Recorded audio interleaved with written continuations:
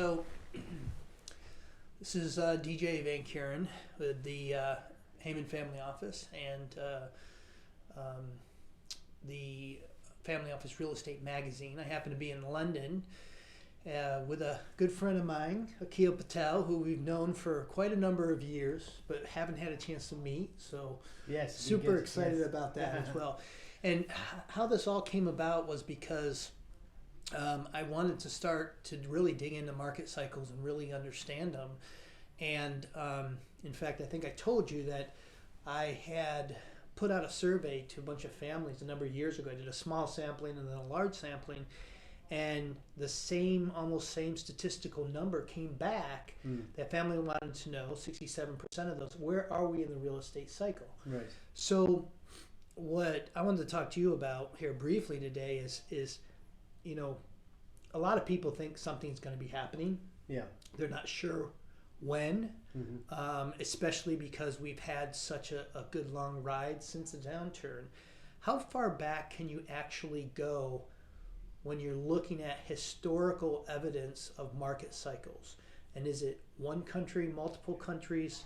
You know, how long is that history? Okay. I mean, you can track the real estate cycle back to at least 1800 in the US and even a little before in the UK. So we're talking about a cycle that is in operation for over 200 years. And the reason that I mentioned the UK and the US is because those two countries have had probably the least internal changes over that period, and also we have the data. But certainly since the Second World War, you can see the evidence of the market cycle in Eurozone countries, or what are now Eurozone countries, in Japan, in North Europe, and starting as other countries develop, they're starting to exhibit the same market cycle as well. So I know that you also do research. Obviously, this is about real estate. That's the area that we focus on. But does the stock market have a correlation with the real estate cycle? And if so, are there increases before you're about to see a real estate downturn, or does it happen at the same time? Yeah. How are those two correlated? Yeah, I mean, it's a good question. So the short answer is yes. The stock market tracks the real estate cycle pretty closely, though of course, you know, the ups and downs in the stock market have other reasons for doing it. It's not just about sort of the real estate cycle. What you tend to find is that the stock market starts to increase first at the start of the cycle before the real estate market, and peak. It may peak. The broader index might peak around the same time, but real estate stocks by that point are already falling. So the investors in real estate companies are starting to anticipate the real estate downturn, and so are pulling money out of such stocks.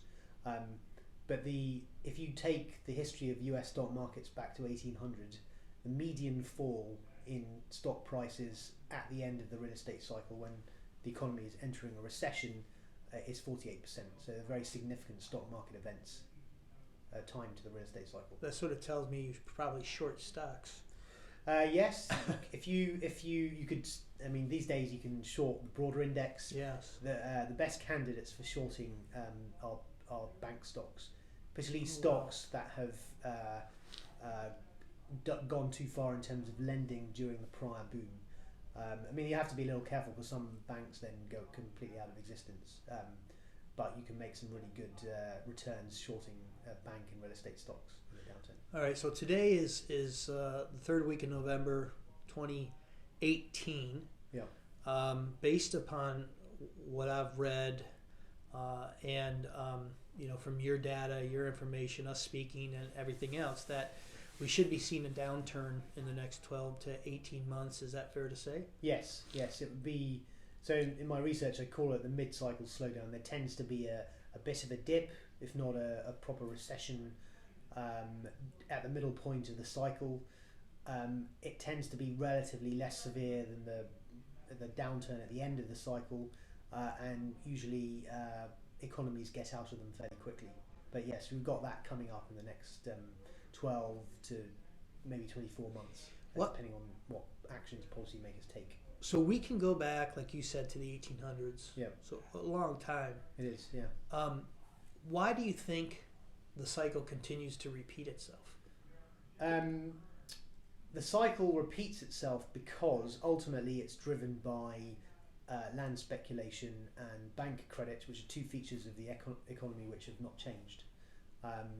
And essentially, when asset prices are rising very quickly and credit's very available, everyone is very bullish, and everyone wants to earn good returns, and so there's a natural incentive to put money into the assets which are appreciating. But the thing is that can go too far, as we've seen in the run up to the peak in 2006, 2007, and when it turns down, it brings down the banking system with it, because bank collateral is severely damaged, balance sheets are in very bad shape, and when credit is sucked out of the economy, you have a major recession, and then of course government has to intervene and try and sort out the problem, and that takes a few years to do it, and then by that point there's pent up demand and businesses start to invest and the cycle turns again. So would you say that a lot of it has to do with human greed or the way that we respond to opportunities? Yes, exactly. The incentives have not changed in 200 years. I mean, the economy of 1800 was an agricultural economy with relative to now hardly any technological development. But the incentives to put money in assets, to over leverage, etc., human greed and human fear, and then to be fearful when the market's turning down and to pull money out, etc. These things are constant parts of the human nature, and until that changes, you'll continue to get a repeat of the cycle. So how long do you think this downturn will last, if you look back at history? The mid-cycle? The mid-cycle, yeah. Typically it's about half a year, okay, sort of thing. So 6 to 8 months, 6 to 9 months. Yeah, exactly. Probably. So in the equivalent period in the last cycle was in 2001, and the US had a 2-quarter recession. The UK actually avoided a recession. So you don't necessarily need to get a technical recession, but there was definitely a slowdown in activity. The property market went through a period of a few lean years. People were uncertain, so they probably stayed out of the market for a bit of time. Mm-hmm. But they end up being relatively easy compared to the downturn, the end cycle to get out of. And policymakers congratulate themselves on being able to manage the economy so well to pull them out. Of course, what they're doing is really setting up the economy for the second half of the cycle, which is much more bullish, and then of course into the peak and then the major downturn at the end. Okay, so then when could we expect a recession? The mid-cycle, well, I consistently forecast it for 2019. Okay, that's the mid-cycle. I'm talking about the top. Take off. Yeah, the peak. The peak. Yes, so by the early 2020s at some point. So I just want to say something about the mid-cycle before I get to the peak.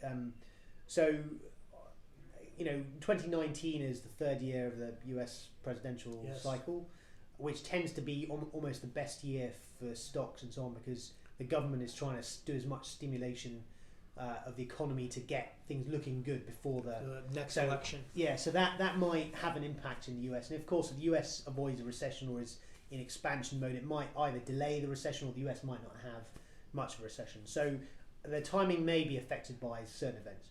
That will set the early 2020s will be out of the mid-cycle period, and I've consistently again forecast the peak for around 25, 26. Okay, which means that we should be going into a actual recession around 25, 26. Yes, right? Yeah, or after that, yes. Okay, so a major. It's a very significant event. You want to be very careful in the run up to it. Okay, so you've heard it here first that we need to make heyday after this sort of mid-turn down cycle, and then we'll need to look in 25, 26 where we'll hit another recession basically, and if those are fortunate enough to go along those guidelines. I think I told you before, for the last downturn, my patriarch He had sold 80% of his portfolio. Right. Moved him into Walgreens. Said people aren't going to stop needing medicine. Exactly. Yes. He did say the 2 years after that was the 2 most boring years of his life because there was nothing to do. But then he redeployed that capital and he basically took it from, 150 and tripled it. Because he was buying low. So, so once again, this is Akhil Patel, and we're forecasting the downturn in the real estate cycle, not only in the short term but also the long term. And I got to tell you, I am so happy we finally been a chance to meet. Yes, and I expect this to be the first of many times for us to get together. Fantastic. Look forward to it. Great. Good stuff.